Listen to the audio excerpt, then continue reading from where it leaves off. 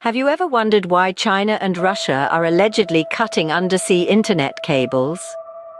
Now, that's a question that's been floating around in the sea of global news.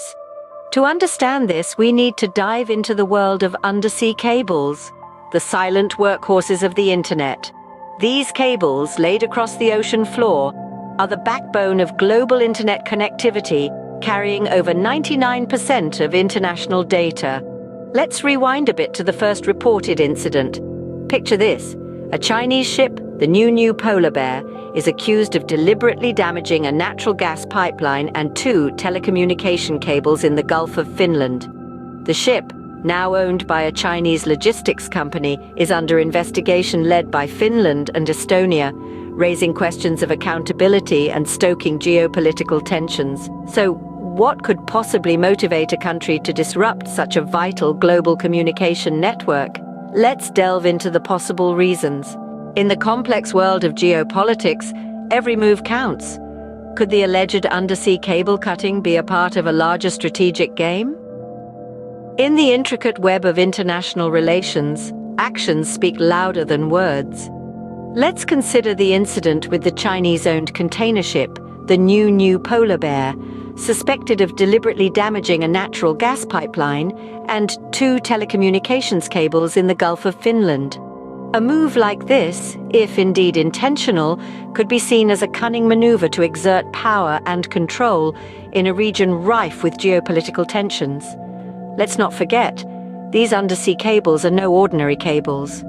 They are the lifelines of global communication, the invisible threads that connect continents and cultures.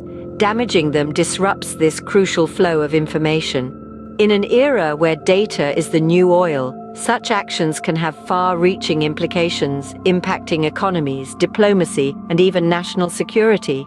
But the plot thickens. The ship's ownership was conveniently transferred to a Chinese logistics company, muddying the waters of accountability. This could be seen as another strategic play, a deft move to dodge direct responsibility while the investigation continues.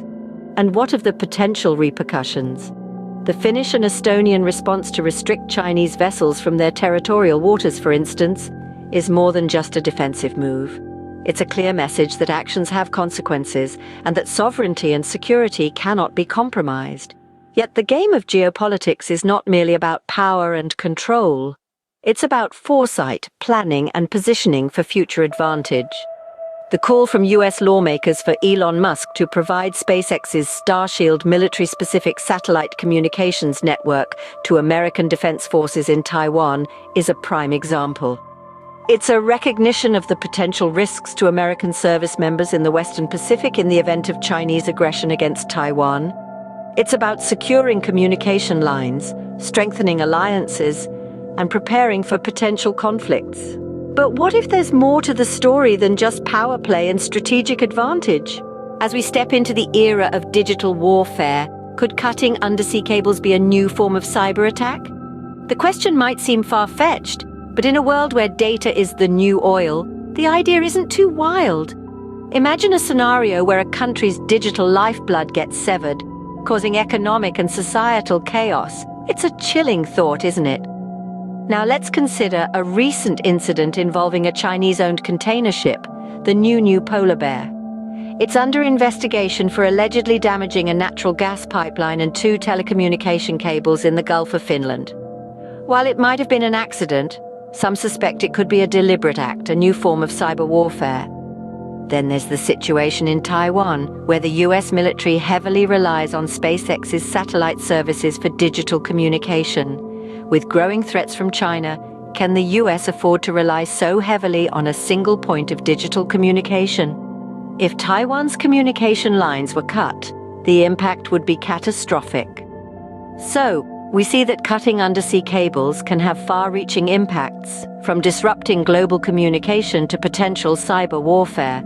Given the potential for such disruptions, what does the future hold for undersea internet cables?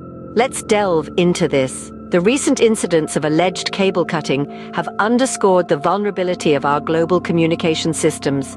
This has sparked a conversation about the need for diversifying satellite communication options. There's a growing recognition that relying solely on undersea cables is akin to putting all our eggs in one basket, a risky proposition in an era of escalating geopolitical tensions and technological warfare. In response, nations and corporations are exploring alternative communication systems.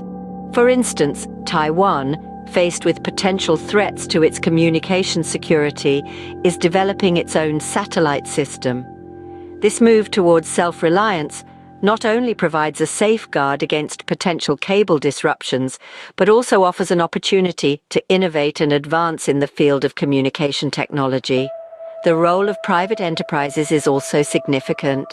Companies like SpaceX are transforming the way we connect, offering satellite-based internet services that could serve as a viable alternative to undersea cables. However, these ventures are not without their own set of challenges, as demonstrated by the ongoing debates surrounding SpaceX's responsibilities towards providing services in conflict zones. As we navigate the murky waters of geopolitics and digital warfare, the future of undersea internet cables hangs in the balance, and only time will tell the true implications of these alleged cable-cutting incidents.